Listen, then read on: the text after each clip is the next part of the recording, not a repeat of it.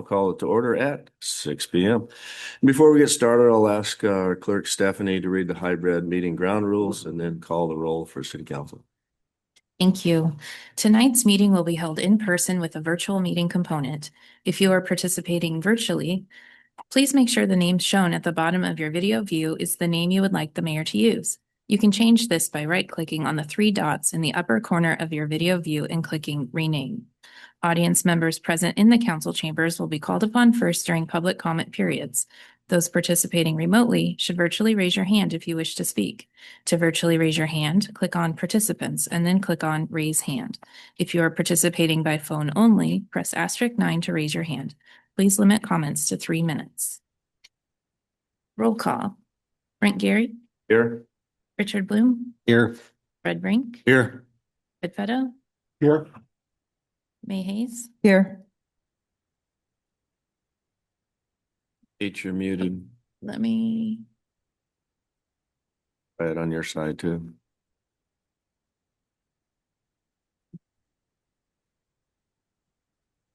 Should be able to unmute. There we go. There we go. Can you hear me? Yep, gotcha. Excellent. Present. John Smart. Here. Joker. Here. Thank you. Mayor Pro Tem, will you lead us in our Pledge of Allegiance this evening? Absolutely.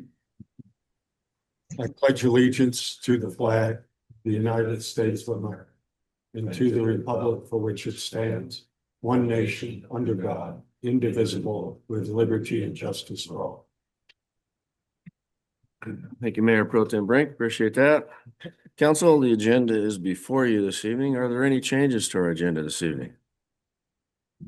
Seeing none, may I have a motion to approve the agenda as presented? I move to approve the agenda as presented. Second. Second, all in favor, say aye. Aye. Opposed, like sign. Motion carried. Thank you, council. So this evening, we have the oath of office for Chief Fry, the official one. And so I will go ahead and ask our city clerk, Stephanie, to come to the podium to present the oath of office to Chief Fry. And who's going to do the photo op? I guess it's me. Whose phone?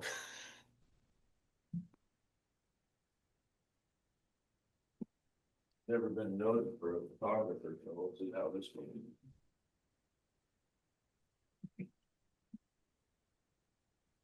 I, James Fry, Do solemnly swear that I solemnly swear that I will support the Constitution of the United States support the Constitution of the United States and the Constitution of the State of Washington, and the Constitution of the State of Washington, and that I will faithfully and I will faithfully and impartially and impartially perform and discharge the duties of police chief form and discharge the duties of police chief for the city of West Richland, Washington, for the city of West Richland, Washington, according to the law, according to the law, to the best of my ability. to the best of my ability.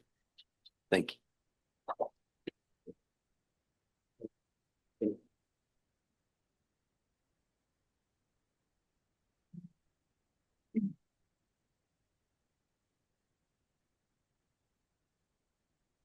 Now that you're officially sworn in, I'll go ahead and sign your payroll authorization, Chief. All right, thank you. And then that moves us to our next presentation this evening. We have Jennifer Ziegler, who is our lobbyist. She is going to join us by way of Zoom and provide us a brief overview of the successes of our 2025 legislative session and what looks like for 2026 priorities. So with that, Jennifer, I will turn it over to you. Thank you for joining us this evening. Thanks so much, Mayor and council members. As the mayor said, I'm Jennifer Ziegler, your contract lobbyist, and I'll do just a few things. I'm going to just do a quick recap of the 2025 legislative session, give you some high-level context on 26, and then we'll talk about priorities.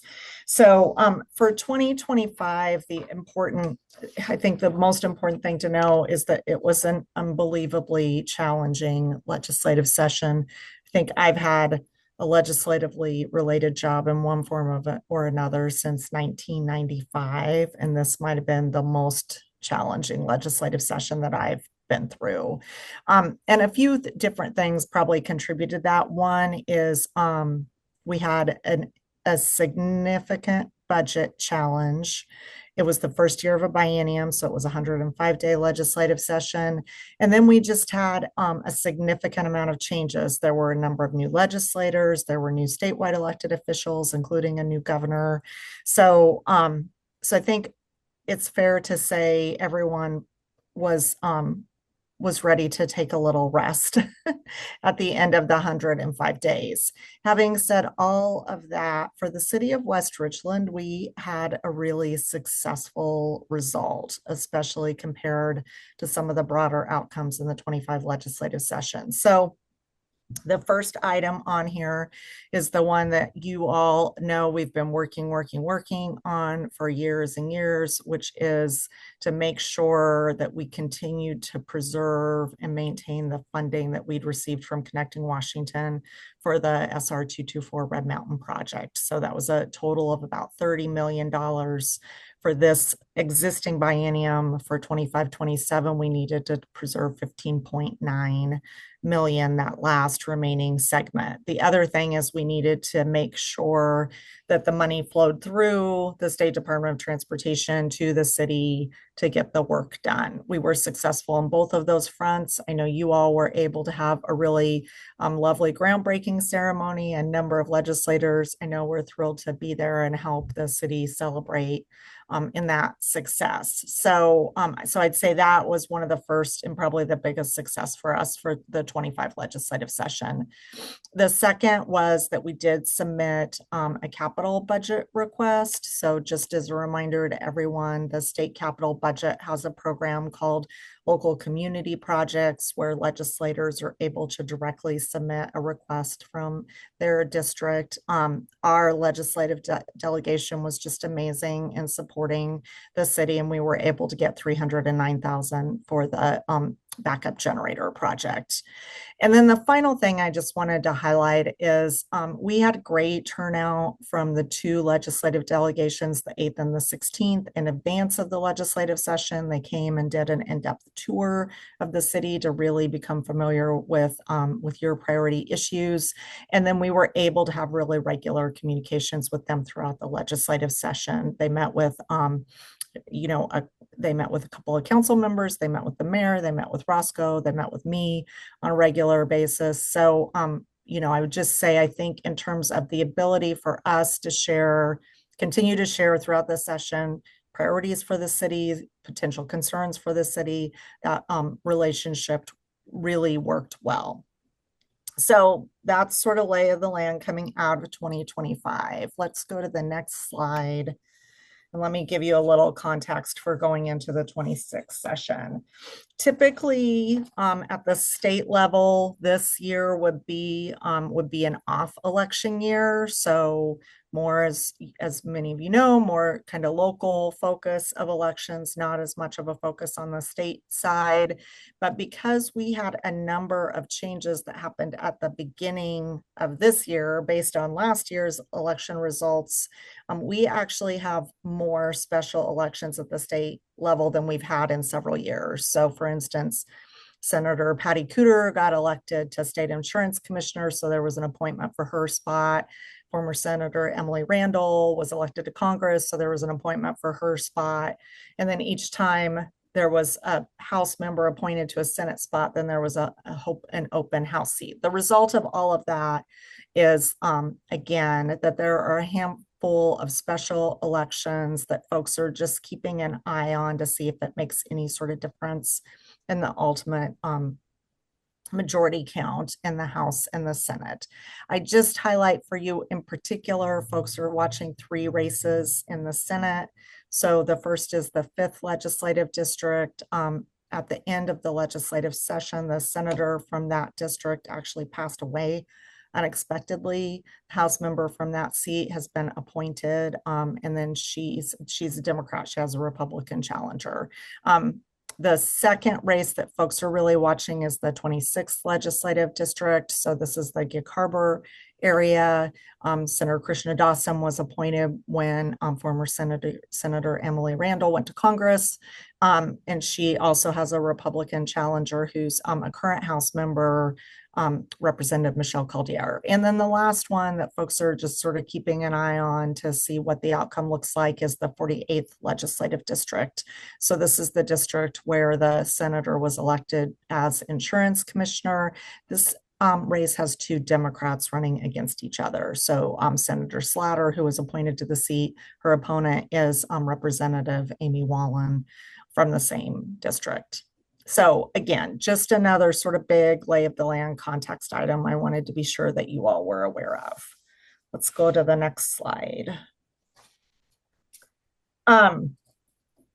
I think the sort of bottom line takeaway on the general fund outlook is it continues to get worse from a state perspective. So the state made a handful of cuts. They made a number of new revenue decisions in the last legislative session, and the state revenues have continued to decline on the general fund operating side. So the last forecast we got was in September. That showed another 903 million decrease over a 4-year time frame, also showing that the budget that they left town with in April of this year actually is out of balance. So that's the first sort of big challenge that the legislature is going to have to deal with, is just that continued declining revenue. The other thing that I think just magnifies the challenge for the 26th legislative session is there are a number of external factors that are impacting kind of bottom line budget situations. So the first is, and you may have seen some of the press on this, there are a number of tort lawsuit payouts that the state is having to grapple with. And so for Department of Enterprise Services alone, their budget request to the governor just for the supplemental is an additional $570 million. One of the sources of revenue that the legislature increased this last legislative session is a sales tax related to digital advertising. And Comcast recently filed a lawsuit against the state, arguing that particular source of revenue violates federal provisions, and as a result, the state should not be able to implement it. Over a 4-year time period, that's almost $500 million in revenue that the state was relying on. And then the last factor that's raising a number of questions for state budget writers is just the passage of HR 1 at the federal level. So in particular, we have a number of legislators who are trying to evaluate, for instance, what the impact will be of that federal action on food assistance, on Medicaid, and some of those programs. So in terms of next steps for the general fund budget outlook, we'll get another revenue forecast in November. The governor will use that revenue forecast to draft his budget. And then, of course, the legislature will come to town in January for a 60-day legislative session. So let's go to the next slide. The other thing we wanted to be sure to do, because last year, you may remember that the second sheet of your legislative priorities reflected priorities of other organizations, including the Association of Washington Cities. AWC's adopted their priorities for 26, and so we just wanted to highlight those for you. So the big ones are state shared revenues. Anytime we have a budget shortfall, one of the first places state budget writers go is to figure out if there's a portion of money that's going to locals that they can keep at the state level. So it'll be really important to try to hold the line against the state taking away any of that funding. The second is continued challenges at the state level with housing supply. And I would just say in the AWC narrative on this item, the other thing the AWC is highlighting is also an ability for cities to just have a minute to implement some of the policies that the state's been passing over the last couple of years related to housing. The third, and perhaps one of the items that will get the most attention going into this session, is that the state Supreme Court changed indigent defense caseload standards. So for those cities and counties that fund those services, it'll be a pretty significant hit to their budget. And I would say, I think those jurisdictions would say not only a cost issue, but also just workforce question. And then the last item on here is pertains to local transportation funding. There's quite a bit of attention focused on state preservation and maintenance needs, and a constant need to remind decision makers that actually there's the same level of preservation and maintenance needs in the local system as well on the transportation side. So let's go to the last slide. So the last slide is the proposed items that you have before you to consider. So first, you'll see on there this issue of additional funding for the Veterans Cemetery. There was some funding provided by the legislature this last session to do some preliminary work. I think now the question is just what additional funding might be necessary for land, for improvements, or for any kind of state local match. The Keene Road widening project, you all know that you've patched together multiple sources of money for that project over many years. There's a last little bit that needs to be accomplished. So that's the second item on the agenda. The current version of the proposed agenda has the 1% property tax item on it. You all may recall that was a high priority agenda item for AWC last legislative session. They were able to make a really significant push regarding that issue, but ultimately were not able to be successful. And then I have just the placeholder on here, a second page that outlines supporting priorities outlined by AWC, but also potentially outlined by any other organizations that you want to include as well.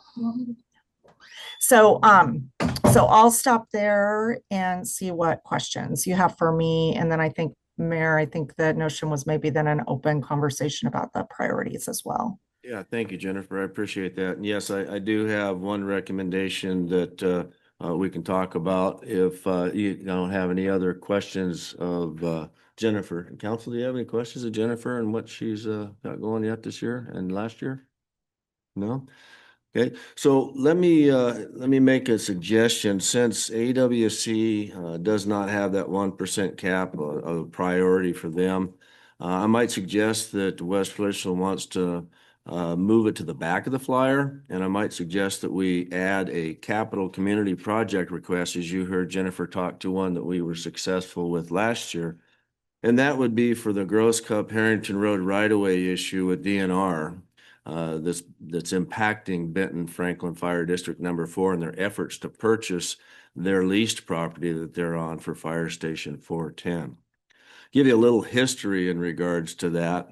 The Harrington and Gross Cup Road right-of-way that DNR cannot find the documents for has been something that's been going on for over 70 years. There's no documentation that DNR has that is pre-1955, before the city was incorporated. Now, the ironic thing is through other plats that we see, they show road right away and acknowledge it. So I think what we would be better off to do to assist Benton Fire District 4, the cost for this effort would be approximately $735,000. That's including $320,000 for the purchase of that road right away. And that capital community request, since this is DNR's mess that they haven't been able to clean up, even though Roscoe and I have made efforts 5 years ago with Hillary France, the lands commissioner, she said that she was going to take care of it for us. And all of a sudden, when Benton 4 wants to purchase the property, that did not get done. So what we would be asking for is the city would request 100% of from our state legislators with no local match to fix up the mess up that DNR has had pre-1955 before the city was even incorporated.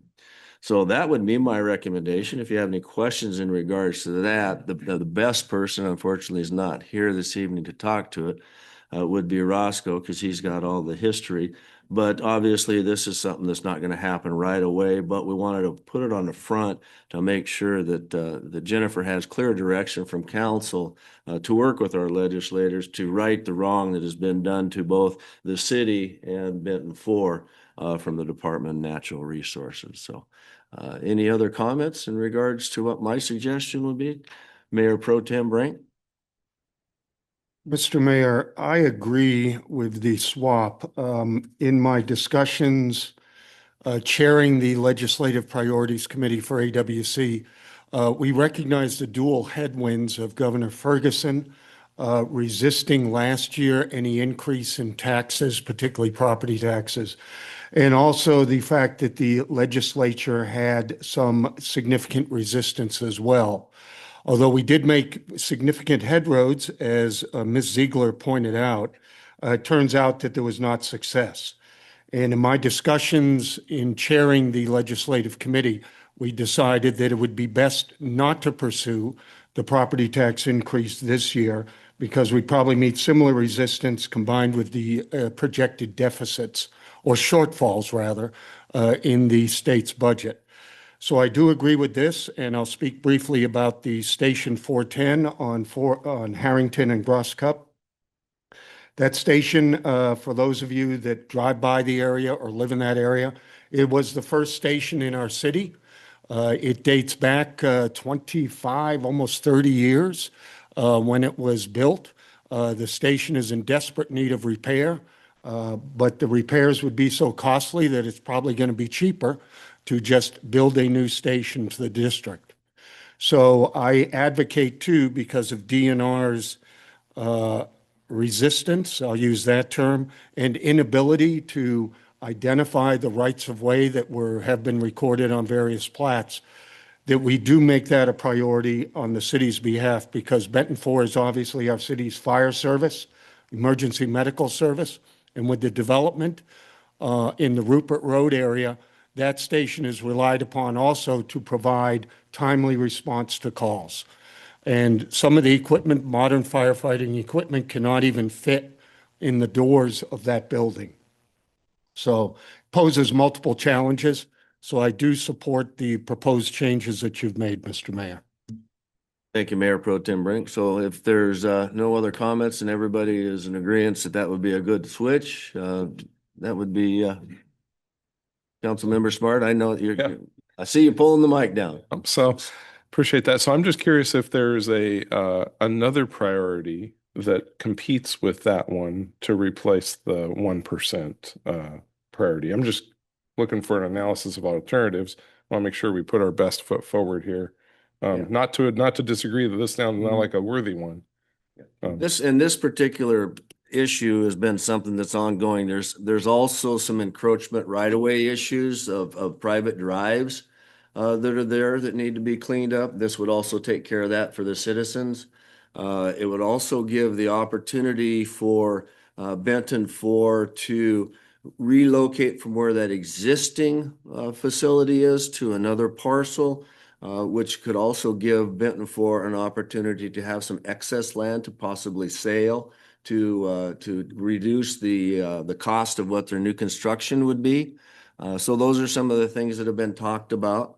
And so I believe it's an important effort as a partner of Benton 4 and the city that we make every effort to right an injustice that we all feel as the DNR has put forth on Benton 4 as well as the city. So unless you come up with any other things that might be a higher priority, I think this one pretty much takes the cake. I didn't know if there'd been discussion on competing issues.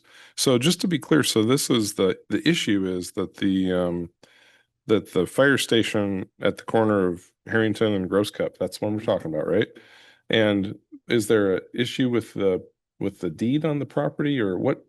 Can you please rephrase the problem? The road right of way has not been designated and DNR wants that to be purchased. Which road right away? The Harrington or the Gross Cup? Gross Cup road right away. Yes.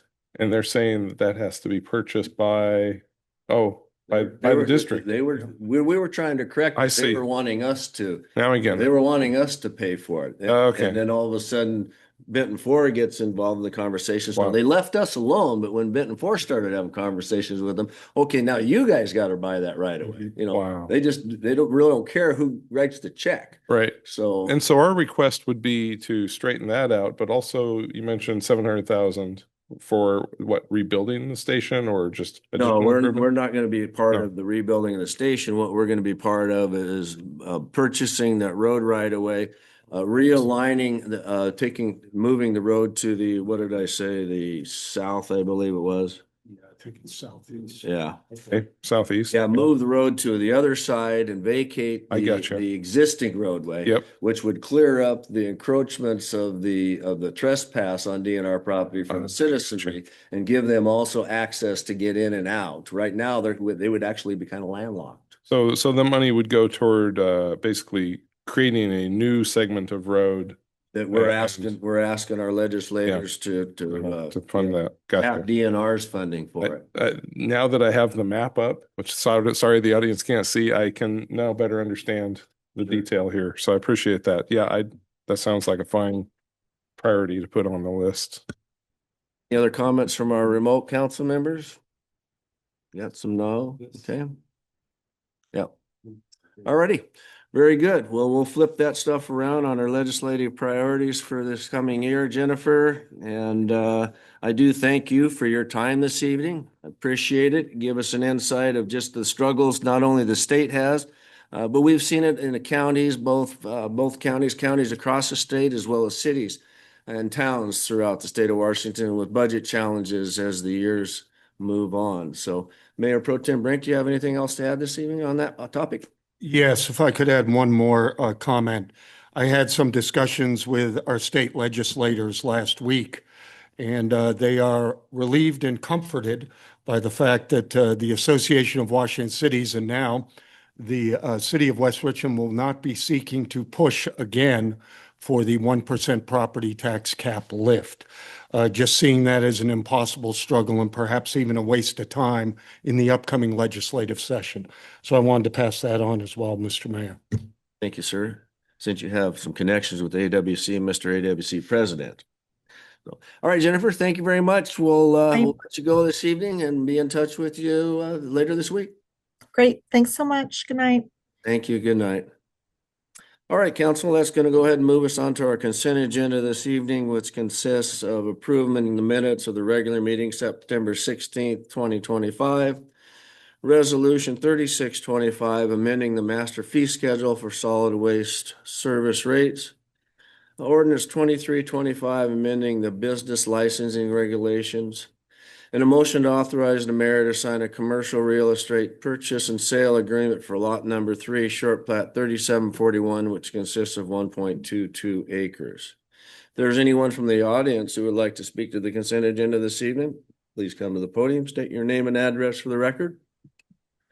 We'll look at in-house first. I see no one in-house. Anybody virtually that would like to address the consent agenda this evening, raise your virtual hand or *9 to be recognized. Stephanie, I see no one virtually. Do you?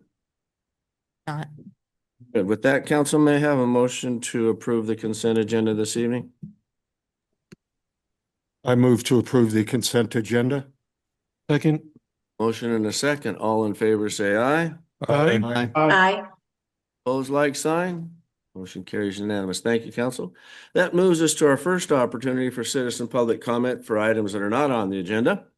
If you'd like to provide comments, please come to the podium and state your name and address for the record. We'll give you 3 minutes to provide your comments. And please remember that council cannot respond to questions during the comment period. That time frame for comments related items that on the agenda will be later on in the agenda when they're discussed. So, sir. Good evening. I'm Jerry Boggs, 1802 Maplewood Avenue here in West Richland. For me and hundreds of other voters in the upcoming local elections, there will be one hot topic that supersedes the others, and that is the proposal that local ordinances related to holiday fireworks be amended to protect the general residencies of West Richland from the harmful impacts to ourselves and to our property. Specifically, I propose, and as will many other people, that the number of days allowed for celebration be amended to only 1 day, i.e. July 4th. In addition, I recommend the following. 1, banning the sale of aerial fireworks within our city limits. 2, banning the possession of aerial fireworks within our city limits. 3, banning the use of aerial fireworks within our city limits. And finally, amending the noise level ordinance, which provides for an exception on certain holidays to preclude injurious noise levels that can result from aerial and other fireworks. As I've stated before in the July meeting, I think the primary responsibility of the council is to protect the citizens of West Richland. And I think that supersedes your responsibilities to manage recreational pursuits. Thank you. Anyone else in-house this evening? Seeing no one in-house, we'll go virtually. Anybody virtually like to address council this evening? Raise your virtual hand or star 9 to be recognized. I see no one virtually. Stephanie, do you? Not. That moves us on to ordinances, motions, resolutions, and public hearings. Item 8A and B is access vacation for VACA 004-2025 and an ordinance to vacate that easement. We have Alicia Ransom as our planner. She's at a conference this weekend, but joining us virtually this weekend. Wished it was the weekend, right? Look at her, she's smiling. All right, so she's gonna present her staff report virtually this evening, and I'll go ahead and hand it over to Alicia. Thank you. Good evening. We have an easement vacation. It's an access easement vacation for the lot that was the 4 lots that were recently annexed off of Rupert Road. With the annexation, they've been readdressed to Mackinac Court. So that's 112, 196, 234, and 268 Mackinac Court. They are, again, south of Rupert Road. The city owns 2 parcels, and then there's 2 other parcels associated with the short plat. On the short plat, there's a 30-foot access easement and 50-foot radius turnaround easement that were reserved on the face of the short plat. And those are a separate access from the primary access on the east side of the property. So this is on the west side. I have that flipped, sorry. On the west side is the main access that the residents use, and then on the east side of the property of the short plat is where the access easement that's proposed to be vacated is located. The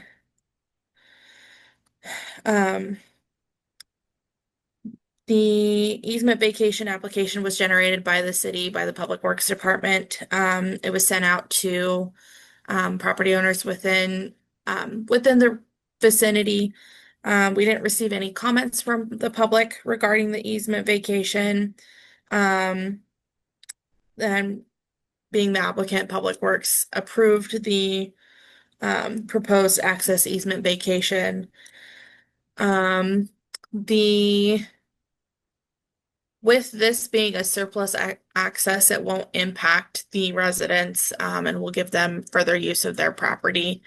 Staff recommends that the access easement be vacated as presented in the staff report. Thank you, Alicia. And then I will go ahead and open the public hearing at 6:33. If anyone in the house would like to make comment on this agenda item, please come to the podium, state your name and address for the record. I see no one in house. And virtually, if you'd like to make comment on this agenda item, raise your virtual hand or star 9 to be recognized. I see no one. Stephanie, do you? I do not. Seeing no one, I'll close the public hearing at 6:34. And council, may I have a motion, please? Move to pass ordinance 2425 authorizing the vacation of the 30-foot access easement and 50-foot radius turnaround access easement for file VACA 004-2025. Second. Motion and second. Any questions that weren't previously addressed by Alicia? Councilmember Bloom? Mr. Mayor, over the weekend, I had sent out a message that the packet had some excess files in it. I noticed that the current packet still has an excess file unrelated to the action. There's a attachment A, which references a lot in section 8. It's a sketch of lot 208, Willamette Heights. Yeah, I took note of that and I made question to Stephanie. She said she had sent out a corrected packet. This is the corrected packet. This is the current package. So the packets, I mean, the information is there. There's just an extra picture in the We'll packet. go ahead and take action on the exact plat that has been discussed with the vacation. Okay, I mean, that's. Appreciate you I bringing that don't, to our I attention don't see and- it as, Yeah. I don't see, it's just simply the packet was, had We got some extra reading material there. Sorry about that, council member. All right, so any council member Smart? Yes, I had a question for Alicia. So there's a property to the east of the road that's being vacated. And I just wanted to confirm that they have their own access. It looks like a north-south access from Rupert Road, and that this will not impact or cause them to change that road they've got, looks like gravelled. Yeah, I would believe that the property to the east, they have their own access. This access easement was specifically for the benefit of the property owners of the short plat and doesn't specify that it benefits anybody else. So the other question I had was, we're vacating a turnaround for fire equipment.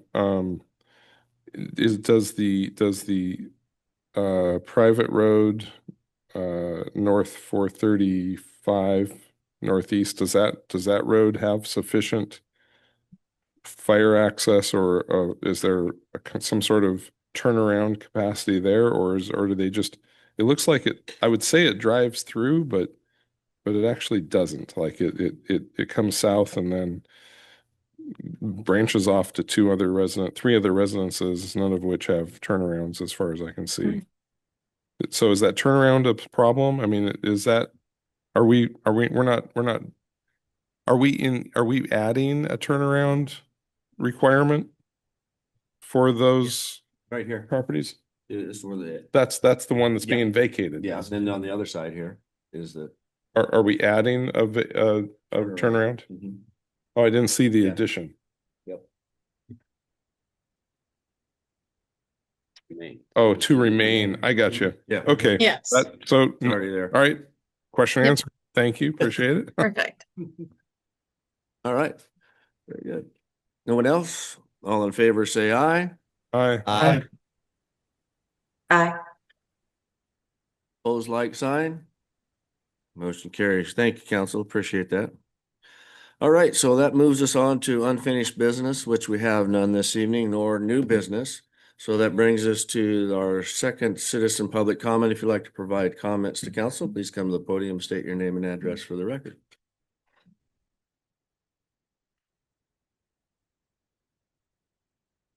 Jerry Moggs, 1802 Maplewood Avenue. And I have a question for the Mayor Pro Tem.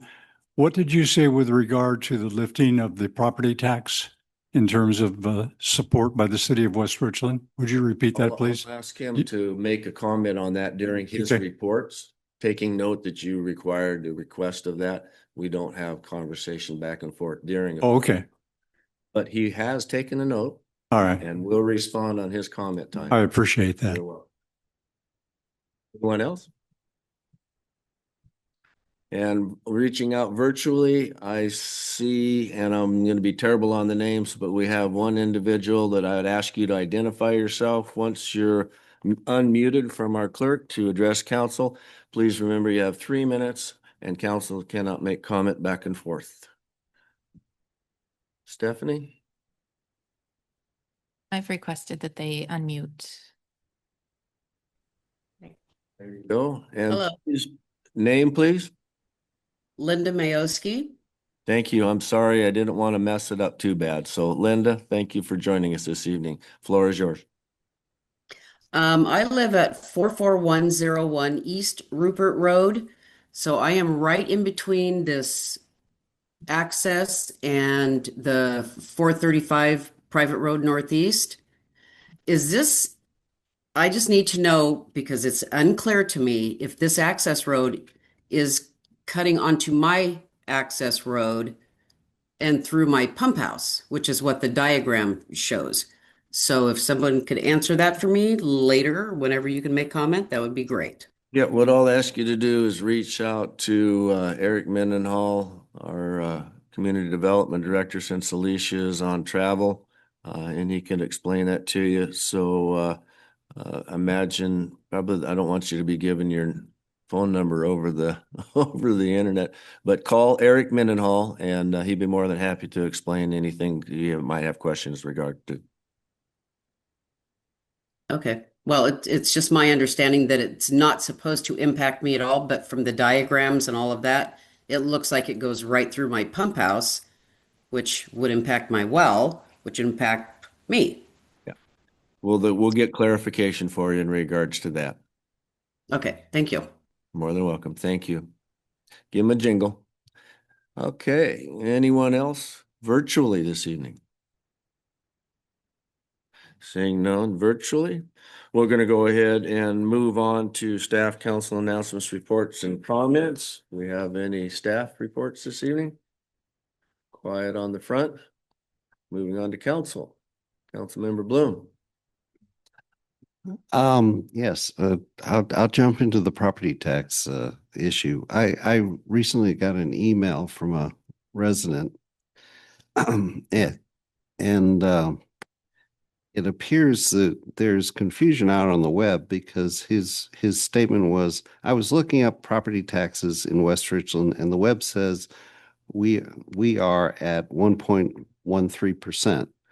Richland was at 0.64, Pasco's 0.88, Benton County average 0.88, Kennewick around 0.71. All those numbers are wrong.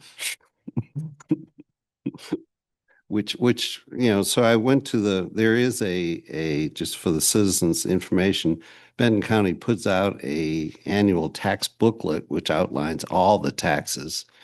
And in that taxes, while Benton City has much lower taxes than us, Kennewick is at 1.3, Prosser is 1.8. Now this is last year's. Richland's at 1.8 as well. And when you consider the police bond, we're at 1.3, which includes that police bond. So I guess my concern comes down to is, and then I went out to the Benton County webpage, and it's got wrong information on it too in their webpage. So there's a lot of confusion out there on property taxes. I'm not quite sure. I think I'll follow up and figure out where this individual got the number, but I responded back with the correct numbers. But I just wanted to let you be aware, and the public as well. Don't believe what's out on the web necessarily. There is an official place for where the property taxes are listed. And if you care, you can email me and I'll send you the link. Bye. Thank you. Appreciate that. Councilmember Moran, I noticed you up there.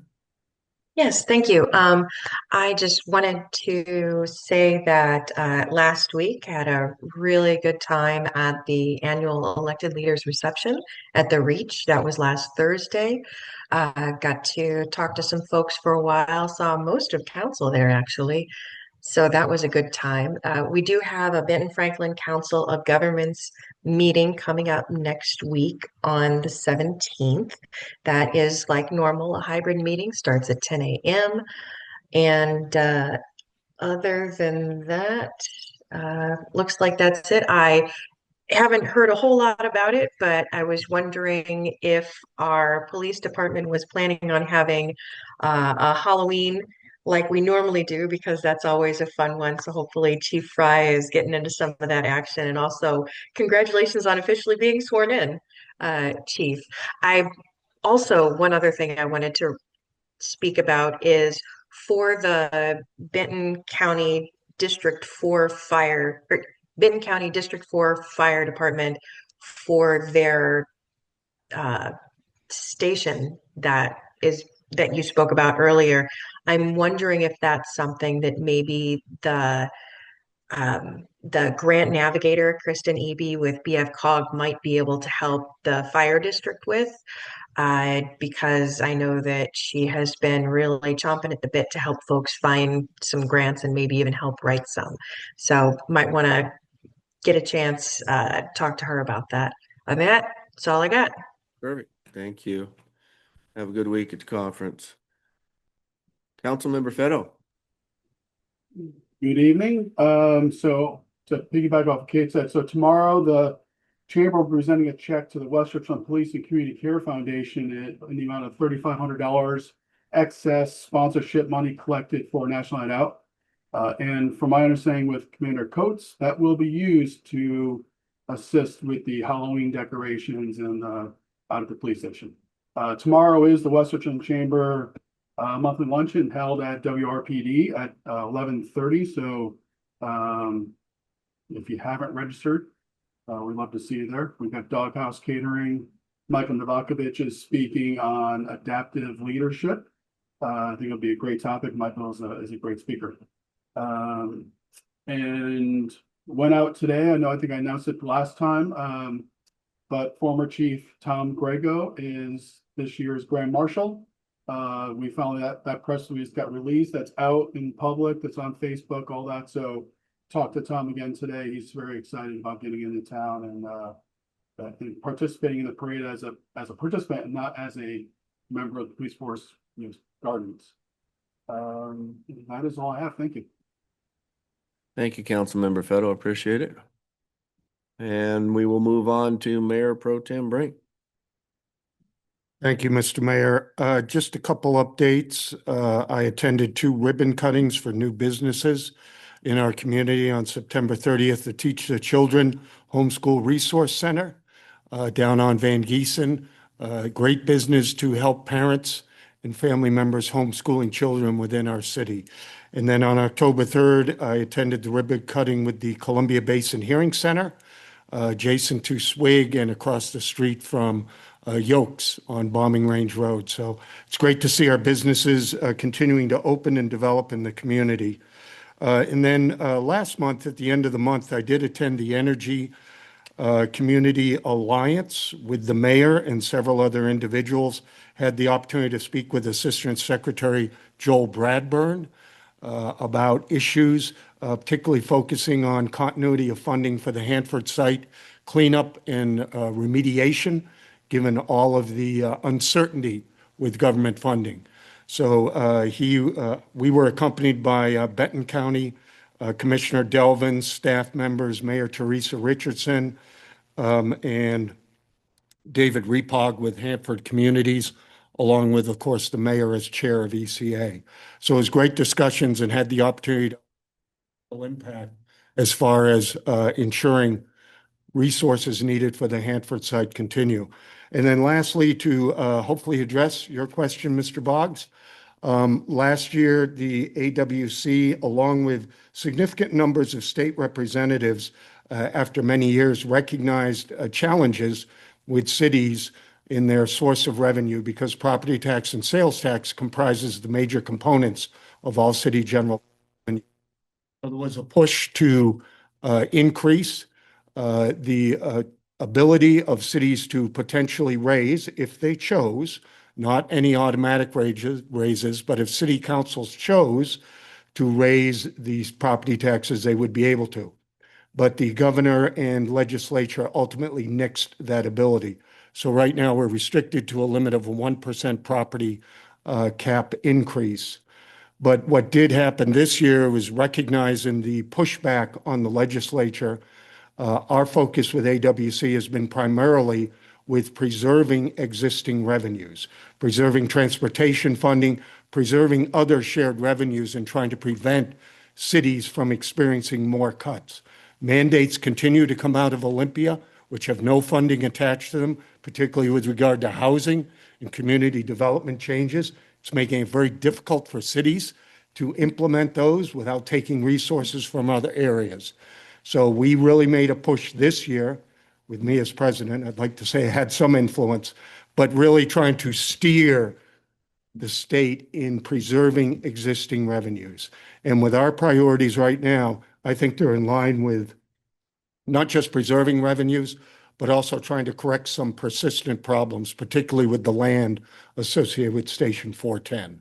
So I hope that answers your question. If not, I'll spend some more time later. Thank you, Mr. Mayor. Mayor Pro Tem Brink, appreciate it. And besides the meetings that we had with EM1, acting EM1, we also had a meeting with David Replag and Hanford Communities. Mayor Pro Tem Brink wasn't at this particular one, but it was with FCOG, which is our labor forces that we have throughout our complexes.